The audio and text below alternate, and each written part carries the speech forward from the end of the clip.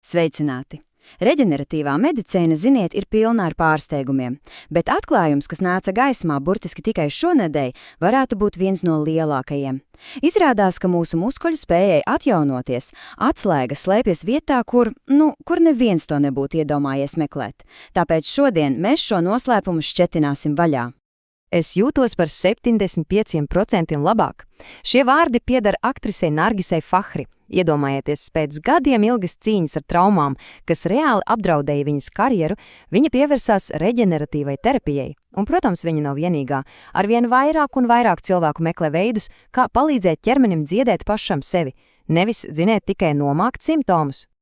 Un lūk, tas mūs noved pie paša galvenā jautājuma.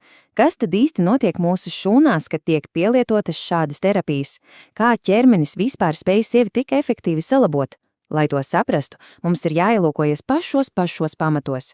Fakrija pieredze patiesībā ir daļa no daudz lielāka stāsta, no vienas revolucionāras jomas – reģeneratīvās medicīnas. Un tā ir kaut kas vairāk nekā tikai tabletes pret sāpēm. Tās mērķis ir atrast un salabot pašu problēmas sakni, izmantojot paša ķermeņa spēkus. Būtībā, ja runājam pavisam vienkārši, šī nozare, kas ietver, piemēram, cilmes šūnu terapiju un tās PRP injekcijas, cenšas izmantot un, pastiprināt ķermeņa dabiskos dziedināšanas mehānismus.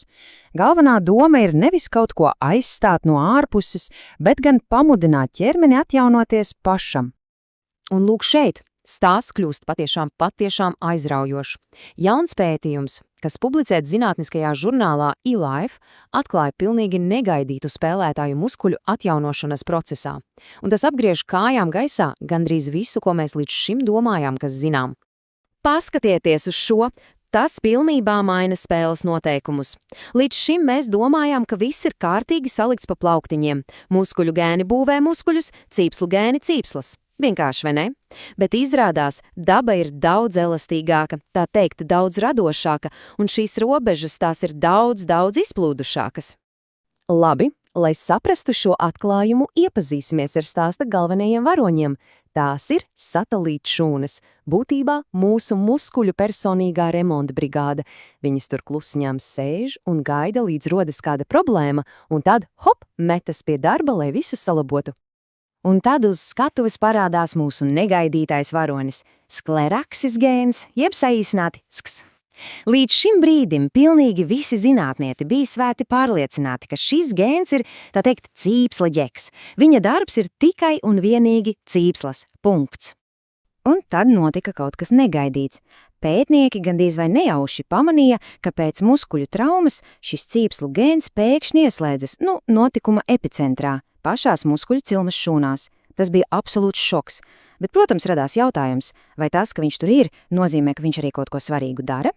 Lai to noskaidrotu, zinātniekiem vajadzēja pierādījumu. Viņi izstrādāja ļoti elegantu eksperimentu. Mērķis bija pierādīt, ka skēdz ne tikai nejauši tur parādās, bet ka tas ir kritiski svarīgs visā dziedēšanas procesā. Un eksperiments bija patiesībā ģeniāli vienkāršs. Paņēma divas peļu grupas, abām izraisīja nelielu muskuļa traumu, bet bija viena būtiska atšķirība. Vienai peļu grupai muskuļu cilmes šūnās šo SCX gēnu ģenētiski izslēdza. Tādā veidā varēja perfekti salīdzināt, kas notiek ar šo gēnu un kas notiek bez tā. Un rezultāti, tie bija vairāk nekā nepārprotami. Pelēm, kurām skars gēns darbojās kā nākas, dziedēšanas process ritēja pilnā sparā. Bet tajā grupā, kurai šis gēns bija atslēgs, muskuļi vienkārši nespēja atjaunoties. Atšķirība bija, patiešām dramatiska. Skaitļi runā paši par sevi, un tie ir vēl iespaidīgāki. Paskatieties! 5 dienas pēc traumas pelēm bez SCX gēna bija gandrīz 7 reizes mazāk aktīvo muskuļu cilmes šūnu. Ko tas nozīmē? Tas nozīmē, ka bez šī cīpslu gēna muskuļu remonta brigāde vienkārši nespēja savairoties pietiekamā skaitā, lai paveiktu savu darbu. Labi, bet kā šāds fundamentāls zinātnisks atklājums laboratorijā pārtop par kaut ko, ko var reāli pielietot? Tas viss ir daļa no milzīgas un neticami strauji augošas globālās industrijas, kas balstās tieši uz šādiem zinātnes sasniegumiem, Un tehnoloģijas attīstās vienkārši neticamā ātrumā.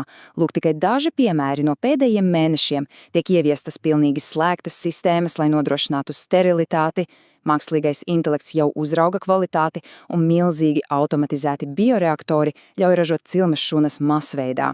Tas viss padara šīs terapijas drošākas, efektīvākas un, kas svarīgi, arī pieejamākas. Un, lai saprastu mērogu, tiek prognozēts, ka šis tirgus līdz 2032. gadam sasniegs vairāk nekā $40 miljardus. 40 miljardus!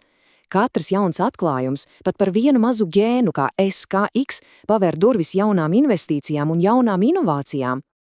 Tātad, ko tas viss galu galā nozīmē? Šis ceļojums no viena negaidīta gēna līdz globālai revolūcijai medicīnā mums parāda, cik daudz noslēpumu joprojām slēp mūsu pašu ķermenis. Labi, apkoposim galvenos secinājumus. Tātad, pirmkārt, gēns, par kuru domājām, ka tas atbild tikai par cīpslām, patiesībā ir vitāli nepieciešams muskuļu remontam. Otrkārt, mūsu ķermeņa sistēmas ir daudz ciešāk saistītas nekā mēs iedomājāmies. Treškārt, tas, protams, var novest pie jaunām, daudz efektīvākām ārstēšanas metodēm. Un visbeidzot, tas viss notiek uz milzīga ekonomiskā un tehnoloģiskā progresa fona. Un tas viss liek aizdomāties, vai ne? Ja jau cīpslas gēns var salabot muskuli, kādi vēl pārsteigumi un dziedināšanas noslēpums slēpjas mūsu DNS? Cik daudz neizmantota potenciāla ir mūsu pašu ģenētiskajā kodā, kas vienkārši gaida, kad mēs to atklāsim? Atbildu šo jautājumu varētu mainīt medicīnu uz visiem laikiem.